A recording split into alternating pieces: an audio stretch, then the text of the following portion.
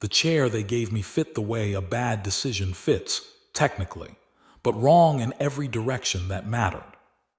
I sat in it anyway. I have sat in worse.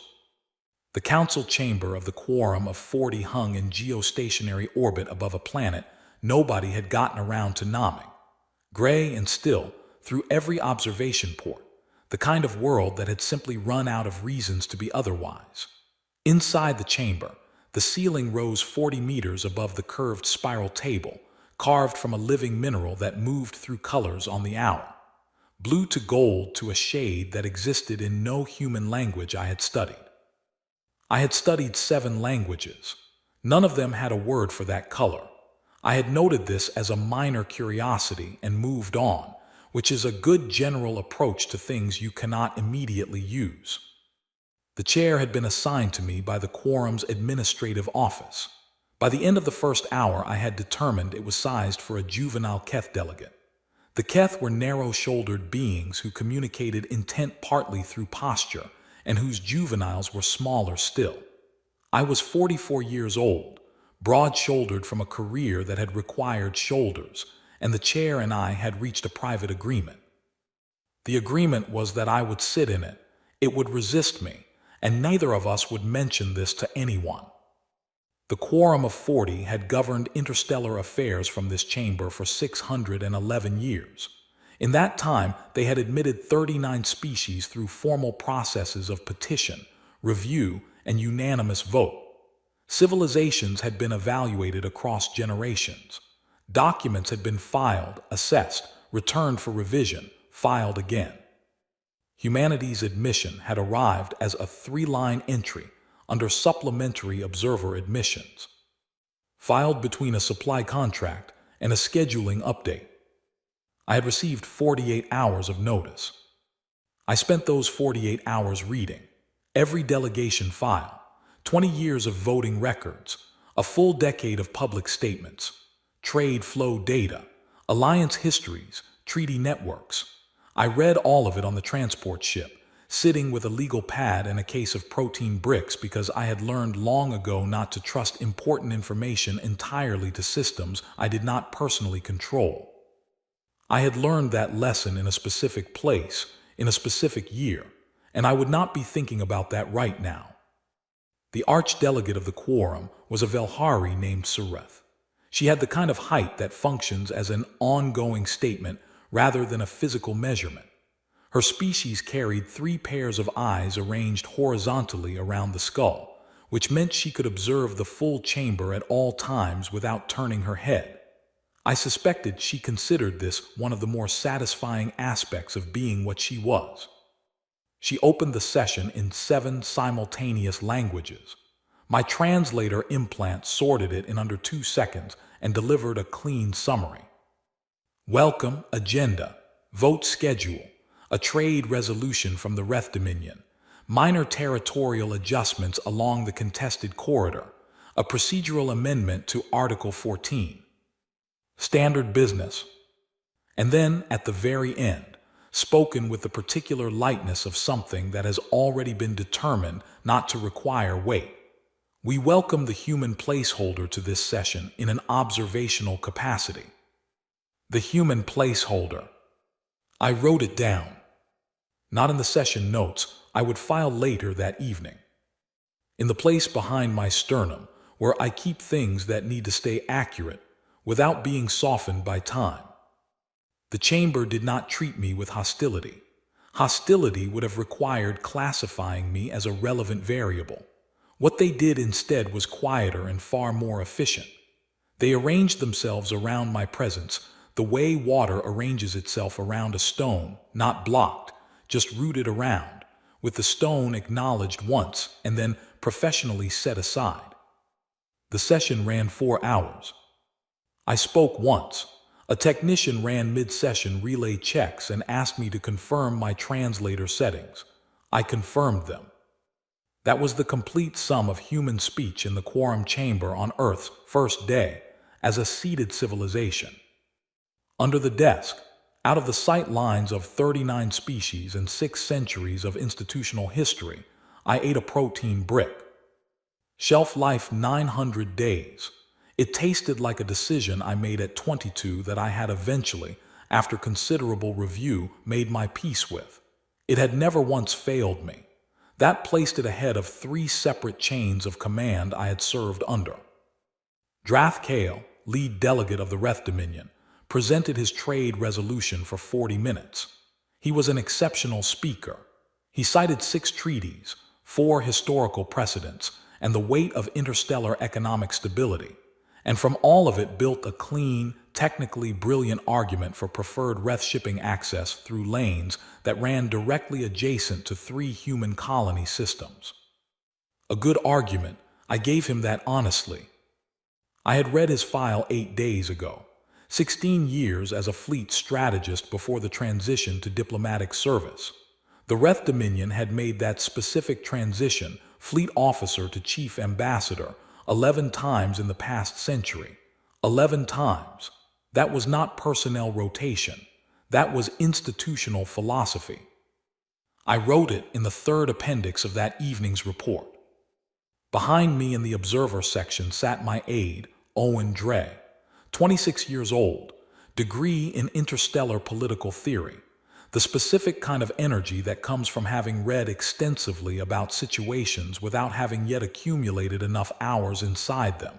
He was good, sharp. Still at the stage where he believed the right moment to speak was the moment when you had something important to say, which is a fine belief to hold until you learn that sometimes the right moment to speak is the moment that ends everything. And until that moment, your silence is the most important contribution you can make. He would learn. At the 2-hour mark, he passed me a folded note. It read, "Should we request speaking time for item 7? I turned and looked at him. He read my expression. The note went back into his pocket. After the session closed, I found him in the corridor outside the chamber, keeping pace beside me. "They didn't acknowledge you once," he said. Not angry, confused in the way someone is confused when reality has departed cleanly from every model they built for it. "They acknowledged me at the opening," I said. "They called me the placeholder. That is acknowledgement." That was an insult. "Information is information," I said. "What they called me tells me what they think I am. What they think I am tells me what they are not prepared for." He walked beside me for a moment without speaking. "What do we do now?" he asked. "We show up," I said. "We read everything, we file reports, we sit in the chair." "And that accomplishes something." I looked at him. "It accomplishes everything," I said, "eventually." He did not look entirely convinced. That was fine. Conviction is a thing that grows from evidence, and evidence was what I was in the process of assembling. That evening I completed my session report from my quarters, 14 pages, 3 appendices, full breakdown of the Reth resolution, and its 8-year projection on human colony infrastructure. I sent it to Earth's diplomatic office. I kept the copy. I did not yet send it to Sarith's office. My quarters faced the unnamed planet below, gray and patient, the way something looks when it finished its decision long ago and is simply waiting for time to confirm it. I set my blade on the desk. It was old titanium-wound grip, plain, no decoration, because the man who carried it before me believed in edges rather than ornament. 2 small marks sat on the flat of the blade above the guard. Not writing, just marks. I had owned this blade for 9 years and had never asked what they meant. Some histories have the right to stay their own business.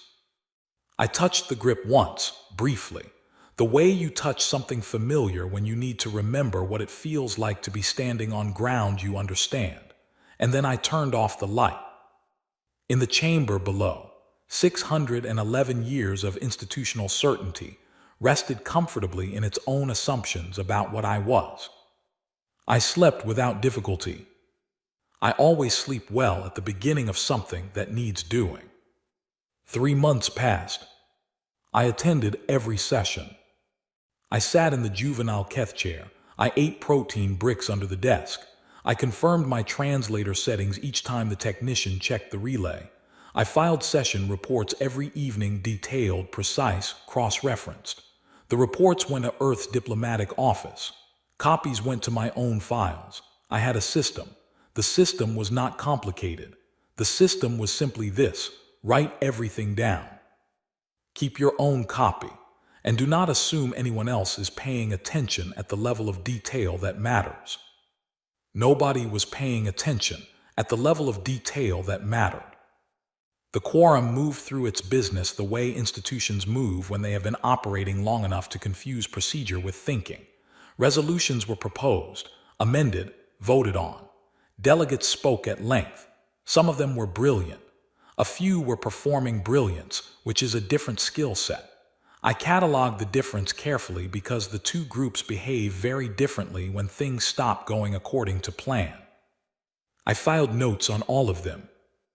The session pattern became familiar quickly. Sarith opened with agenda. The Keth bloc voted in alignment with the Marin Reach on environmental and corridor issues.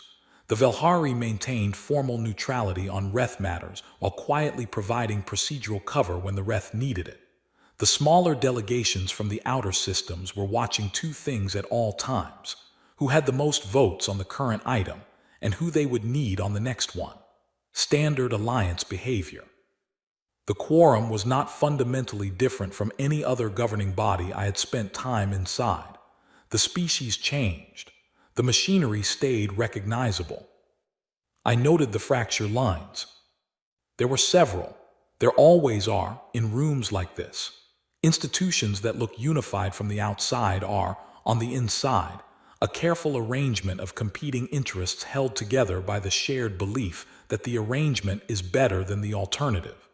Remove that belief from enough parties simultaneously, and the arrangement ends. I noted which parties were closest to questioning it.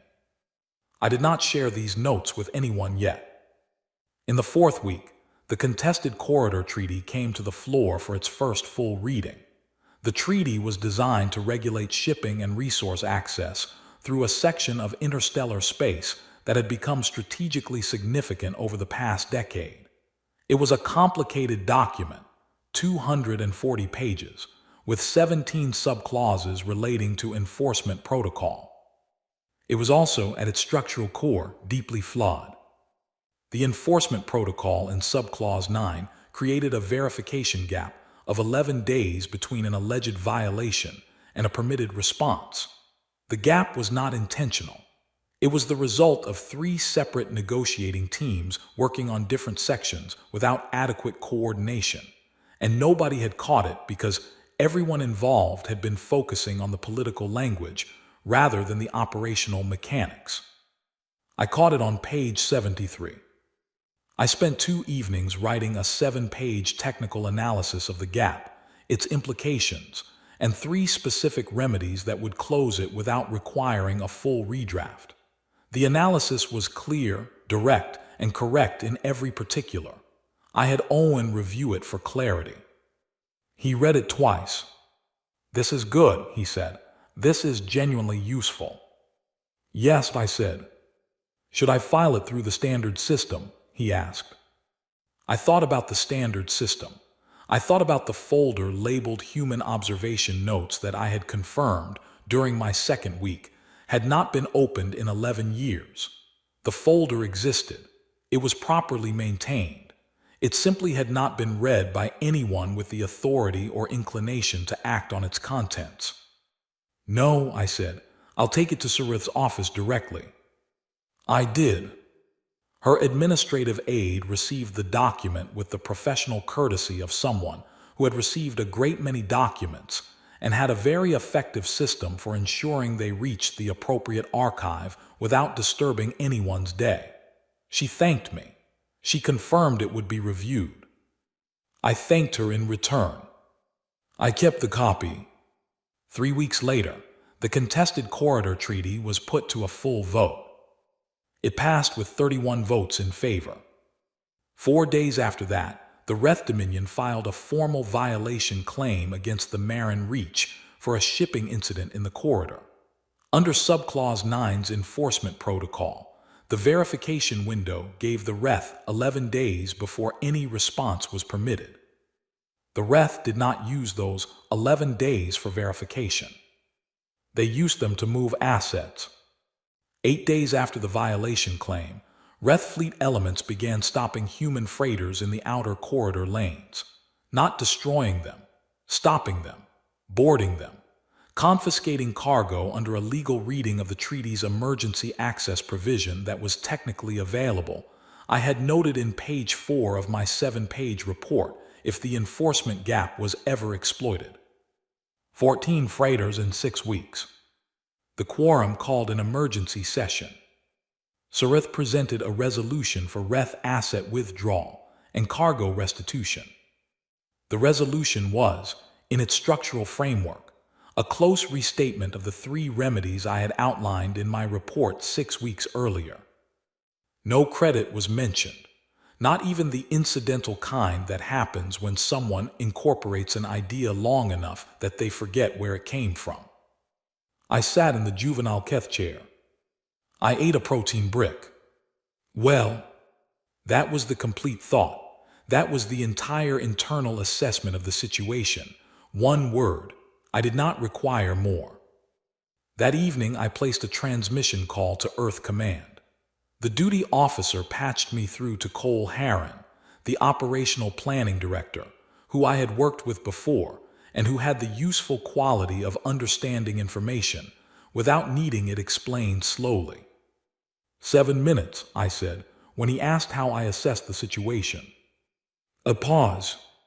You're confident in that window, he said. I've been counting, I said. 7 minutes. After that, the geometry changes and so does the cost. Another pause. And you're ready to go ahead, he said. I've been ready since the first week, I said. I was waiting to be wrong. I'm not wrong.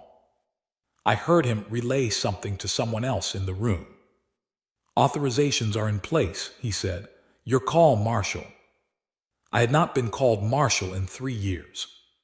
Not yet, I said. 1 session first, I want it on record. He understood. He always understood. That night was the night I cleaned the blade. Not ceremonially. I cleaned it the way I always cleaned it, with a specific cloth in specific strokes, working from the base to the tip on each side, then the flat, then the guard. The process took 14 minutes. I had done it so many times that my hands moved without my active direction, and my mind was free to be elsewhere. My mind was in the corridor outside the chamber, walking through the session tomorrow. Every delegate's position, every likely objection, the exact sequence of what I would say, in what order, with what pauses. I was not nervous. I had given this speech before. Not in this room, not to this audience, but in other rooms to other audiences, and the speech was always the same speech underneath the words. It was the speech that says, I told you what would happen. It happened. Here is what comes next. I am telling you this because it is courteous to tell someone what you are going to do before you do it. That is what the blade was for. Not violence. Courtesy. I resheathed it and set it on the desk. Outside my window, the unnamed planet turned below in the dark, patient, unhurried. I thought about the 14 freighters. I thought about the crews of those freighters, the people who had loaded cargo in good faith and traveled in the assumption that the institution above them was doing its job. I thought about the protein bricks in my case, the same shelf-stable decision I had made at 22, the same reliability, the same absence of complaint. I thought about Owen asking me 3 months ago what we were going to do. I told him to show up. I had been showing up. Tomorrow they would find out what that meant. I turned off the light. The emergency session opened at the 7th hour of the station cycle. I arrived 4 minutes early. I sat in the juvenile Keth chair. The chamber filled around me the way it always filled, delegates moving to their sections, with the practiced efficiency of people who had been doing this for a very long time in a room that had been doing it longer. The Keth block settled on my left. The Velhari secondary delegation directly across the spiral. The Reth section, at the far curve, last to arrive, Drathkale moving to his seat with the specific unhurried quality of someone who has already reviewed the vote count and found it satisfactory. He was right to find it satisfactory. He had 31 votes, and the Reth had framed this emergency session as a humanitarian matter, the corridor instability, the disruption to trade, the urgent need for a stabilization framework. He had drafted a resolution. The resolution would, when passed, formalize Reth authority over corridor access rights, which would require human colony freighters to apply for clearance through Reth administrative channels, which would cost them time and money and leverage in every negotiation for the next 20 years. It was a very well-constructed trap, the kind that looks like a solution until you have read page 4 of the 7-page report that nobody opened. Sarith called the session to order. Drathkale rose. He spoke for 43 minutes. I will say this about him without reservation. He was one of the finest speakers I have encountered in any room on any planet in any of the 44 years I have been sitting in rooms like this. His argument was elegant. His precedents were accurately cited. His emotional register moved from gravity to optimism to reasonableness, with the control of an instrument played by someone who has practiced it long enough that the instrument no longer feels separate from the hand. He was very good. I had been watching very good people make arguments in very important rooms for a very long time, and I have found that the better the argument sounds, the more carefully you should examine what it is asking you to look away from. I examined. I noted what the argument was asking 40 species to look away from. I wrote it in the margin of my legal pad. Then I wrote the vote count beside it. 31 in favor, estimated. 6 opposed or abstaining. 3 uncertain. The human seat. I counted the human seats separately. When Drathkale finished, the chamber shifted into procedural discussion. Secondary delegates spoke. A Keth representative asked a clarifying question about enforcement timelines. A Marin delegate offered a minor amendment to the resolution's preamble, which Drathkale accepted graciously because it changed nothing structural and cost him nothing. The vote was forming. I could feel it, the way you feel a current in water before it reaches your feet. I looked at the blade on my belt. Then I stood up. I did not ask for the floor. I did not wait for Sarith to acknowledge me. I stood up, and the room went quiet in the specific way rooms go quiet when something that had been classified as furniture decides that it is not. Sarith looked at me.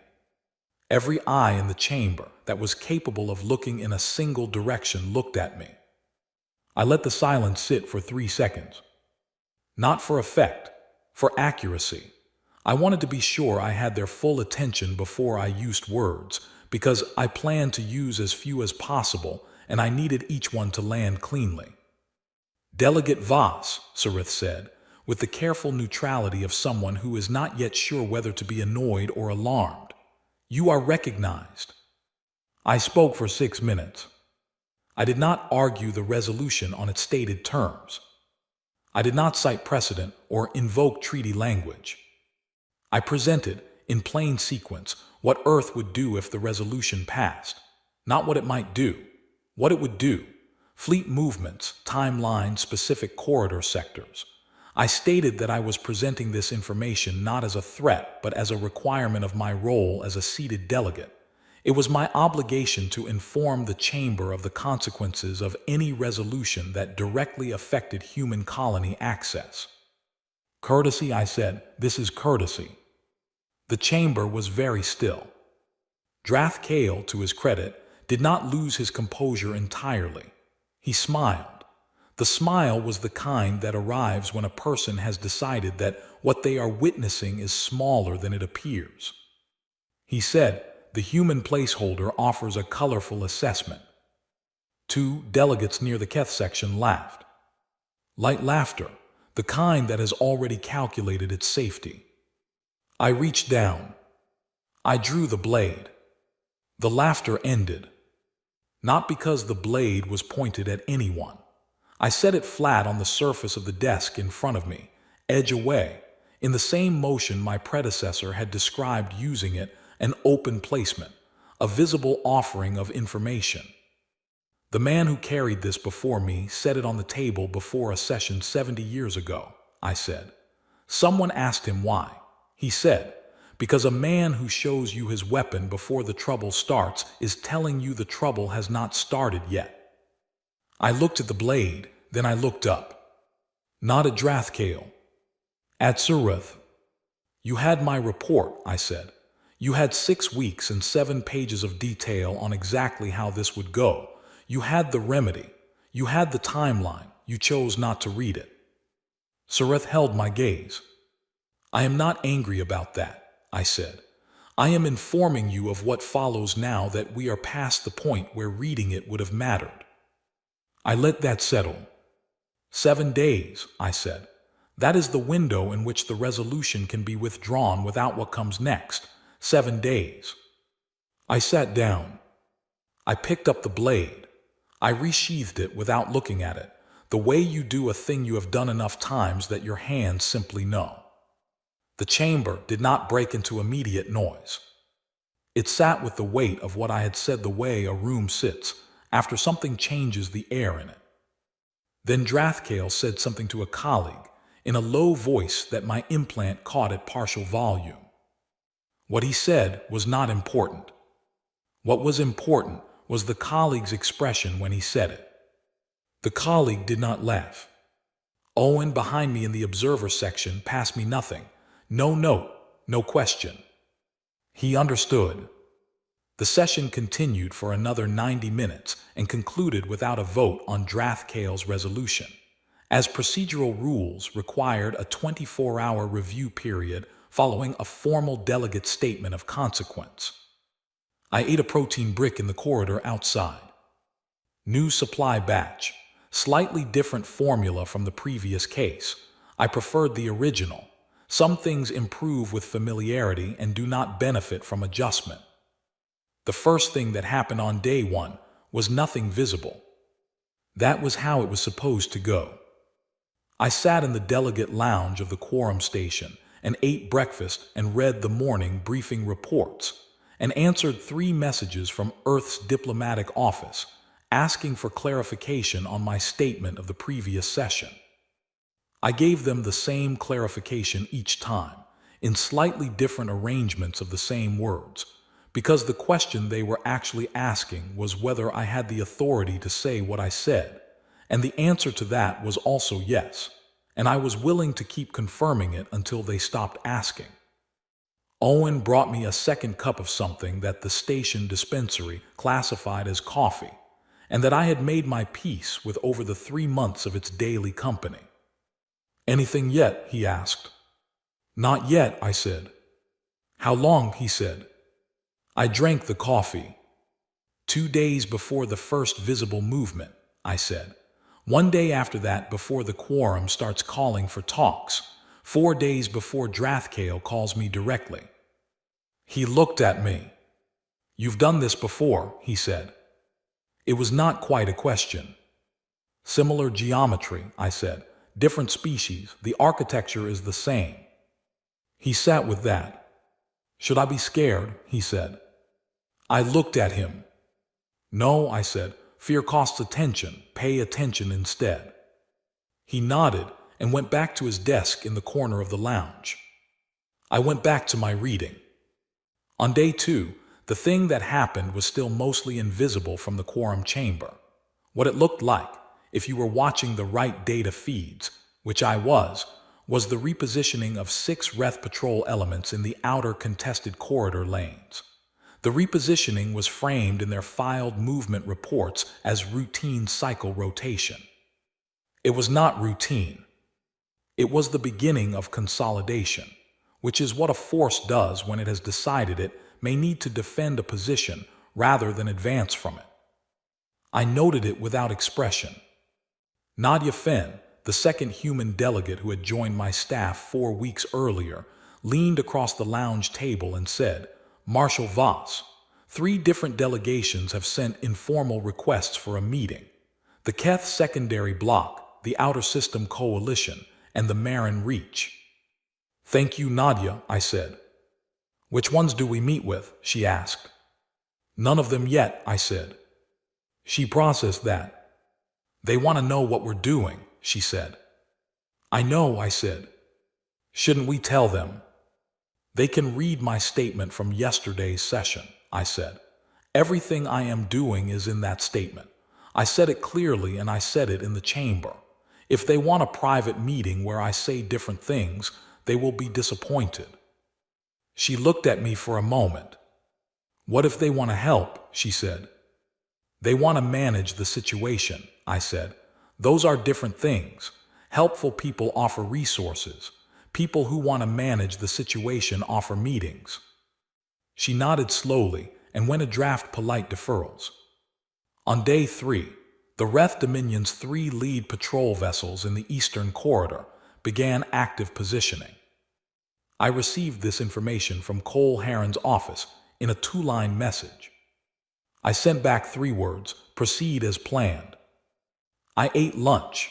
The station cafeteria on the human-compatible level had introduced a new item to the menu that week, something textured, protein-based, moderately seasoned. I ate it without complaint.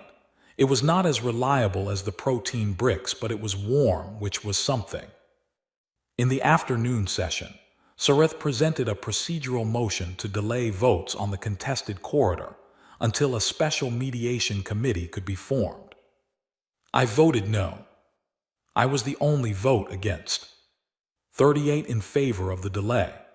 1 abstention from a small outer system delegation that appeared to be gathering information before committing to any position, which I respected as a strategy. The motion passed.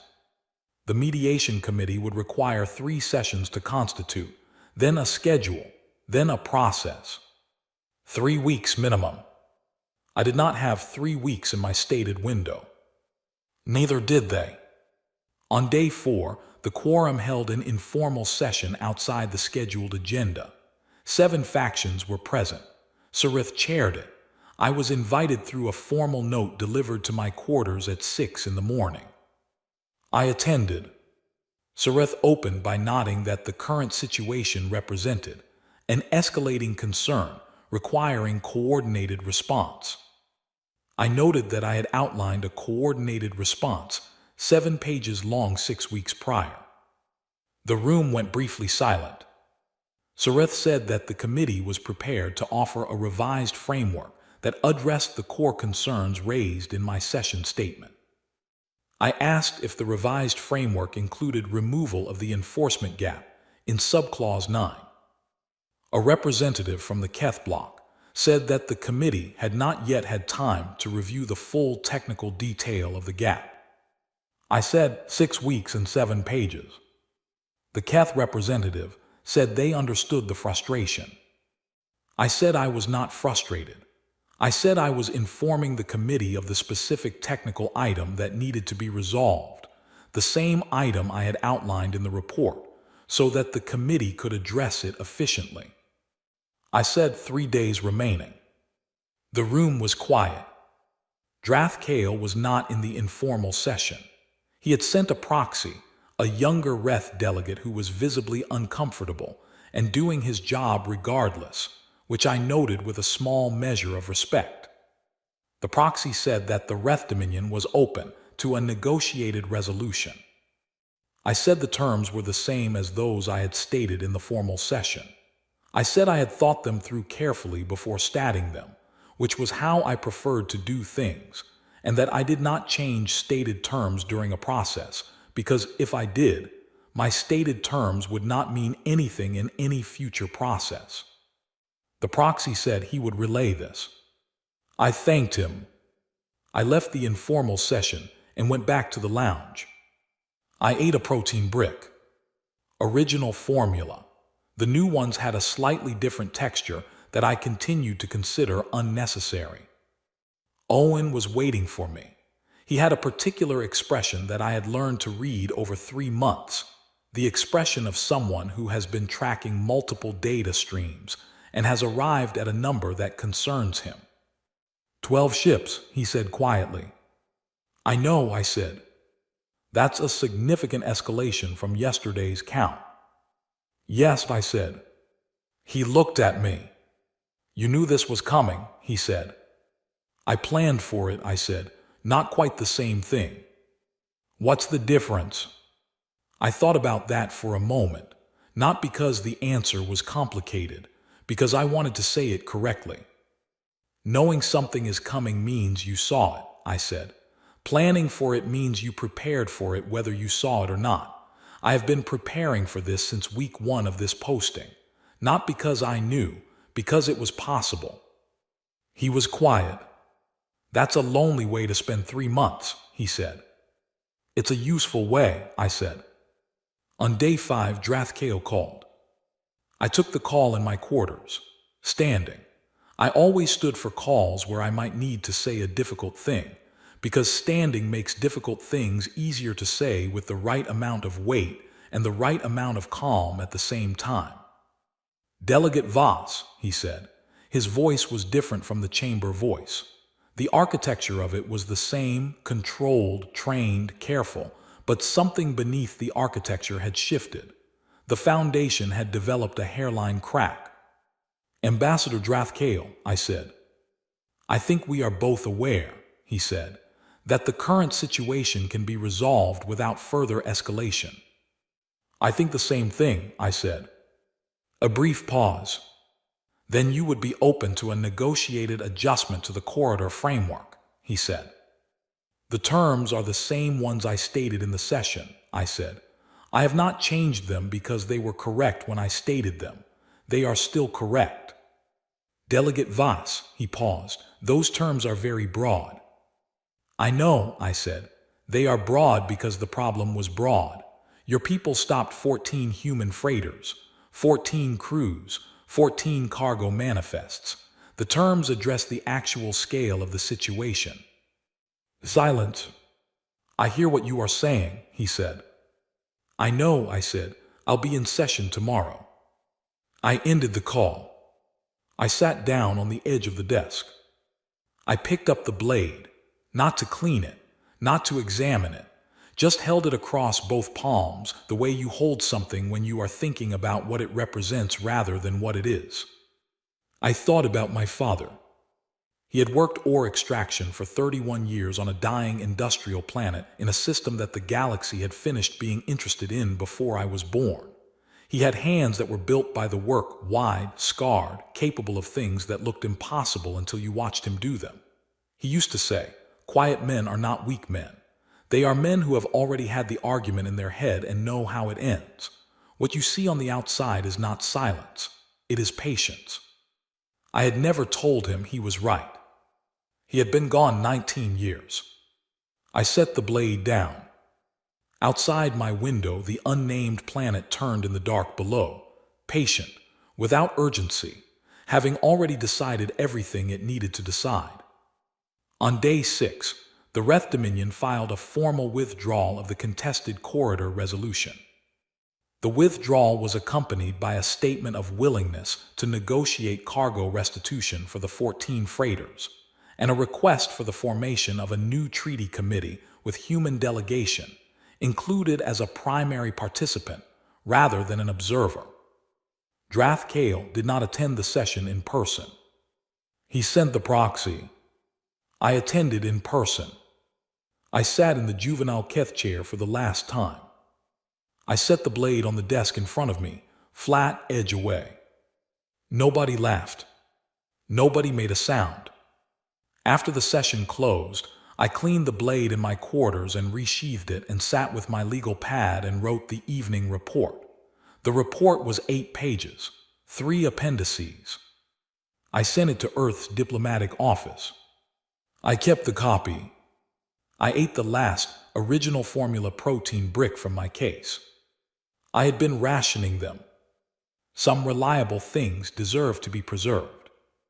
The conduct inquiry was scheduled for the 3rd day after the withdrawal. Technically, drawing any weapon in the quorum chamber violated Article 7 of the Chamber Conduct Charter. The violation carried a range of possible sanctions, from a formal notation in the delegate record to temporary suspension of voting rights. Sareth had convened the inquiry within 24 hours of the resolution withdrawal, which was prompt, which was efficient, and which everyone in the chamber understood to be a procedural exercise designed to give the quorum a formal closure point without requiring anyone to confront what had actually happened. I understood that too. I attended. I sat in the chair they provided for the inquiry, which was a standard quorum administrative chair, sized for a broad range of species, adequately fitted. I noted this without sentiment. 3 factions presented arguments for formal censure. Their arguments were technically coherent and politically motivated, which is a combination that does not age well under direct examination. 6 factions argued for dismissal of the inquiry on the grounds of extenuating circumstances, a position they had arrived at after reviewing what the corridor situation would have looked like at month 4 with the Reth resolution in place and no intervention. The math had been instructive for them. I sat through it all without speaking until I was directly asked a question, and when I was asked questions, I answered them with the minimum number of words the question required. The lead inquiry officer, a Velhari administrative delegate named Orith, asked me to describe my reasoning for the weapon display in the session. I said, I wanted the chamber to understand that I was showing them something before any difficulty arose. That is a form of courtesy. Orith looked at me over his record display. Courtesy, he said. Yes, I said. He wrote something down. After the formal session, as delegates were clearing the chamber, Sareth approached me. This was unusual. Sareth did not approach people. People were brought to Sareth through appropriate channels at scheduled times. The 3 pairs of eyes, the Velhari height, the 6 centuries of institutional identity she embodied, these were not things that moved casually across a room toward a junior delegate from a supplementary observer species. She moved across the room toward me. I waited. Delegate Voss, she said. Archdelegate, I said. She stood beside me for a moment, looking at the chamber rather than at me, which I took as a signal that this was a private conversation rather than an official one, and adjusted my posture accordingly. I have a question, she said. It is not part of the inquiry. Ask it, I said. Why did you not demonstrate your capability earlier? She said. If you had the analysis from the beginning, if you had the operational planning from the beginning, why wait? Why 3 months of sitting in a chair and filing reports that were not read? I thought about that. Not because the answer required thought. I knew the answer. I was deciding how much of it to give her, and I decided to give her all of it, because she was asking in good faith, and because the answer mattered, and because I was tired, in the specific and particular way that comes not from lack of sleep, but from doing the right thing inside a system that was designed to make the right thing harder than it needed to be. Did you read the report? I asked. She was quiet for a moment. No, she said. I received it. I did not read it. I nodded. I waited 3 months, I said, because I was trying to do it the correct way. File the analysis. Present the data. Let the institution do what institutions exist to do. Give it the information it needed to avoid what happened. She turned and looked at me directly. The institution failed, she said. Yes, I said. And then you acted. Yes, I said. When the correct process is exhausted and the thing it was designed to prevent has already begun, you stop repeating the process and you do what needs doing. Sareth was quiet. You could have done it from the beginning, she said. You had the capability. I could have, I said. I have been in situations where I did, where I acted first and let the process catch up after. There is a place called Gable's Fork in a system that does not appear on most current charts. 900 people lived there. I had the capability to stop what was coming to them at the outer edge of the system clean before anything reached the settlement. My command said wait for authorization. I waited. I followed the correct process. I paused. Gable's fork is not there anymore, I said. Sareth was very still. I waited 3 months here, I said, because I was trying to do it right. I had learned what it costs to go too fast. I had not yet fully learned what it costs to go too slow. Now I know both. I carry them both. I was quiet.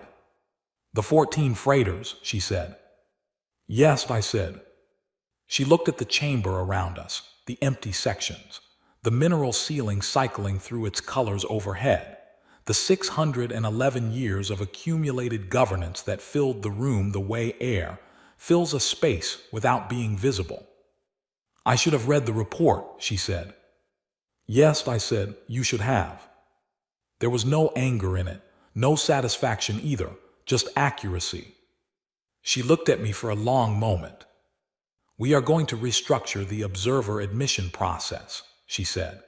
There will be a formal review of how supplementary admissions are handled. That would be useful, I said. The human delegation status is being reviewed as well, she said. The committee recommended a reclassification. I looked at her. To what? I said. Article 1 standing, she said. Primary delegate status, same tier as founding members. I said nothing for a moment.